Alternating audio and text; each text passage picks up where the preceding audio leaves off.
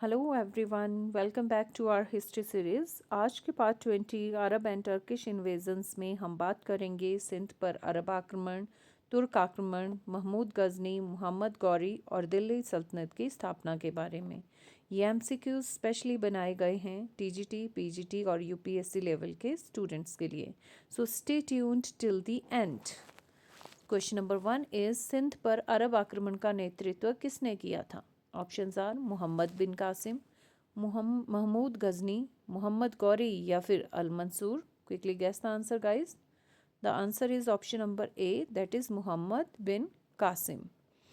तो मोहम्मद बिन कासिम ने अरब खलीफा की ओर से सिंध पर आक्रमण किया और राजा दाहिर को पराजित कर दिया। यह भारत पर पहला संगठित मुस्लिम आक्रमण था।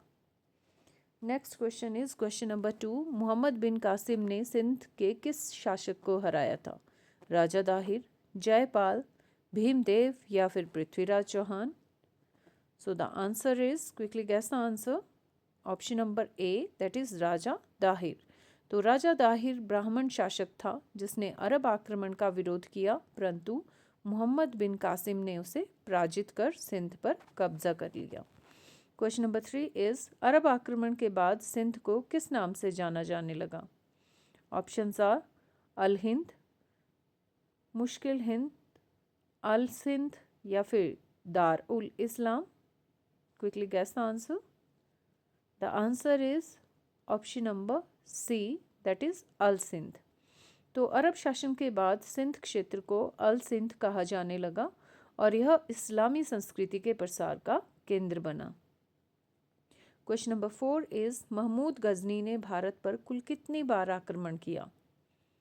Options are 10 times, 17 times, 15 times या फिर 12 times. The answer is, quickly guess the answer. Option number B, that is 17 times.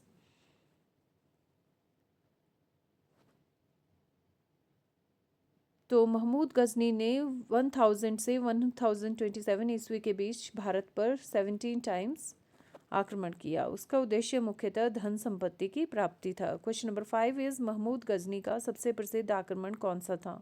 Somnath मंदिर पर आक्रमण, कन्नौज पर आक्रमण, दिल्ली पर आक्रमण या फिर थानेसर पर आक्रमण। Quickly guess the answer. The answer is option number A, that is Somnath मंदिर पर आक्रमण।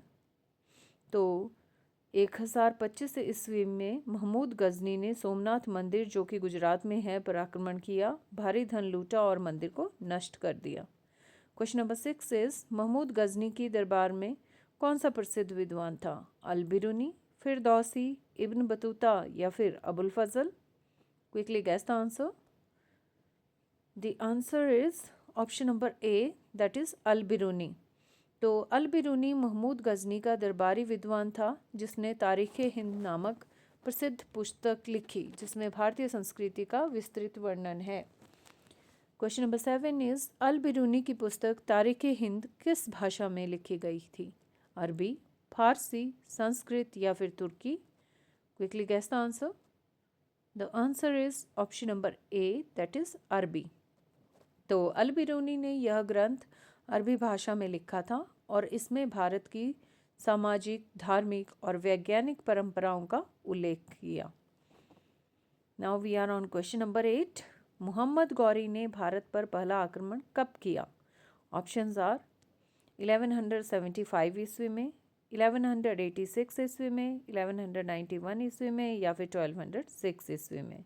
The answer is option number A, that is 1175 ईस्वी। तो मोहम्मद गौरी ने सबसे पहले 1175 ईस्वी में मुल्तान और उच्च पर आक्रमण किया और धीरे धीरे उत्तर भारत की ओर बढ़ा। क्वेश्चन नंबर 9 इज तराइन का प्रथम युद्ध कब और किसके बीच हुआ?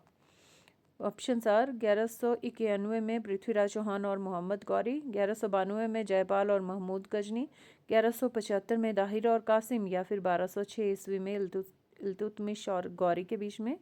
The answer is option number ए, 1191 ईस्वी में। So next question is question number 10, that is Tarain का द्वितीय युद्ध कब हुआ? 1192 ईस्वी में, 1191 ईस्वी में, 1186 ईस्वी में या फिर 1200 ईस्वी में? Quickly guess the answer. The answer is option number A, that is 1192 ईस्वी में। तो 1192 ईस्वी के द्वितीय तराइन युद्ध में मोहम्मद गौरी ने पृथ्वीराज चौहान को हराकर दिल्ली पर कब्जा किया और मुस्लिम सत्ता की नींव रखी। Question number 11 is Mohammad Ghori की मृत्यु कैसे हुई? ऑप्शंस आर युद्ध में मारे गए, प्राकृतिक मृत्यु थी, हत्या कर दी गई या फिर आत्महत्या थी? The answer is option number C, that is हत्या कर दी गई। तो 1206 ईस्वी में मोहम्मद गौरी की हत्या अफगानिस्तान के रास्ते में की गई थी। उसकी मृत्यु के बाद कुतुबुद्दीन ऐबक ने दिल्ली की सत्ता संभाली। नेक्स्ट क्वेश्चन इज दिल्ली सल्तनत की स्थापना किसने की? ऑप्शंस आर कुतुबुद्दीन ऐबक, इल्तुतमिश, मोहम्मद गौरी या फिर Balban? Quickly guess the answer. The answer is option number A, that is Qutubuddin Aibak. तो मोहम्मद गौरी का गुलाम कुतुबुद्दीन ऐबक ने 1206 ईस्वी में दिल्ली सल्तनत की स्थापना की। उसे लाख बख्श कहा जाता था। Now we are on question number 13।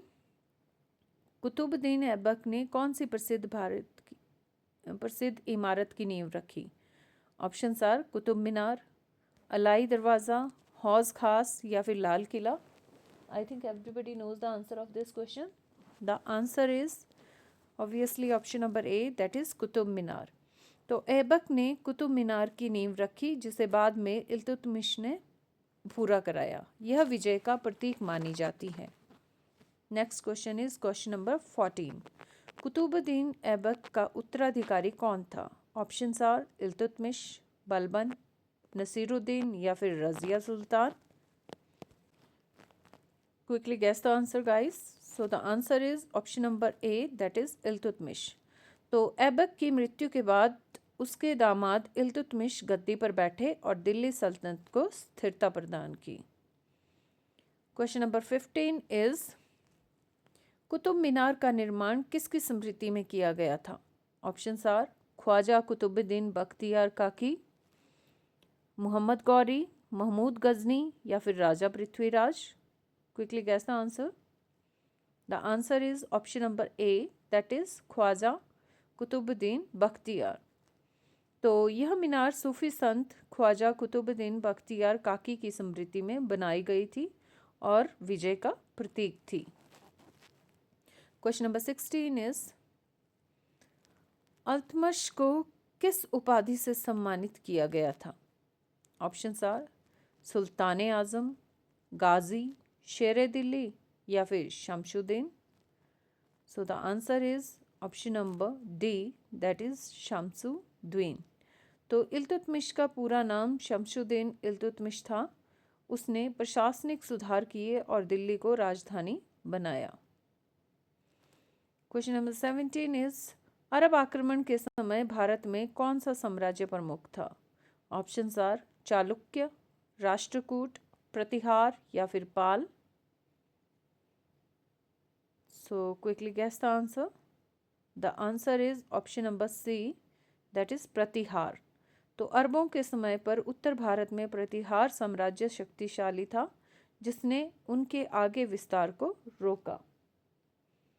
Question number 18 is Mahmud Ghazni के आक्रमणों के समय कौन सा भारतीय शासक कन्नौज पर शासन कर रहा था?